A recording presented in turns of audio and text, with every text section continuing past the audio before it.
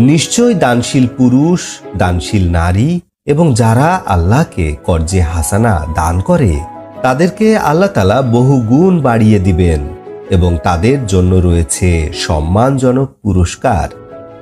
যারা আল্লাহর প্রতি এবং রাসূলগণের প্রতি ঈমান আনে তারাই তাদের রবের কাছে সত্যবাদী শহীদগণ। তাদের জন্য রয়েছে তাদের পুরস্কার ও তাদের আলো, এবং যারা অবিশ্বাস করে এবং আমার আয়াতগুলো অস্বীকার করে তারা জাহান্নামের অধিবাসী হবে। জেনে রাখো, নিশ্চয়ই দুনিয়ার জীবনটা খেলতামাশা এবং সৌন্দর্য, পরস্পর অহংকার, ধন ও সন্তানের প্রতিযোগিতা। যেমন বৃষ্টি চাষিকে তার উৎপাদনে আনন্দিত করল, অতঃপর তা শুকিয়ে গেল, তুমি দেখতে পাবে তার হলুদ রং, অতঃপর চূর্ণ বিচূর্ণ। এবং পরকালে রয়েছে কঠিন শাস্তি এবং আল্লাহর পক্ষ থেকে ক্ষমা ও সন্তুষ্টি। দুনিয়ার জীবন প্রতারণার সামগ্রী ছাড়া কিছু নয়। তোমরা তোমাদের রবের ক্ষমার দিকে অগ্রসর হও এবং জান্নাতের দিকে অগ্রসর হও, যার প্রশস্ততা আকাশ পৃথিবী বরাবর।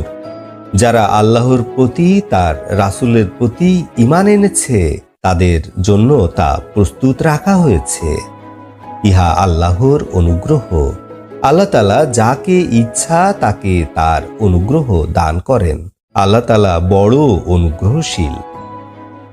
যে সকল বিপদ আসে পৃথিবীর উপরে অথবা তোমাদের ব্যক্তির উপরে, ওগুলি আমি ইতিপূর্বেই কিতাবে লিখে রেখেছি।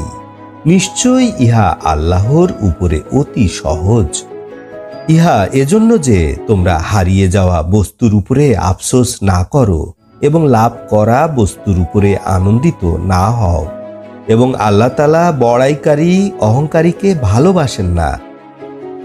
যারা কৃপণতা করে এবং অন্যদেরকেও কৃপণতা করতে পরামর্শ দেয়, যারা ফিরে যায় তারা জেনে রাখুক, নিশ্চয় আল্লাহ তাআলা অমুখাপেক্ষী প্রশংসিত। নিশ্চয় আমি আমার রাসূলগণকে উজ্জ্বল প্রমাণ দিয়ে পাঠিয়েছি এবং তাদের সাথে পাঠিয়েছি কিতাব এবং বিচারের মানদণ্ড, যাতে তারা মানুষের মধ্যে সুবিচার করে।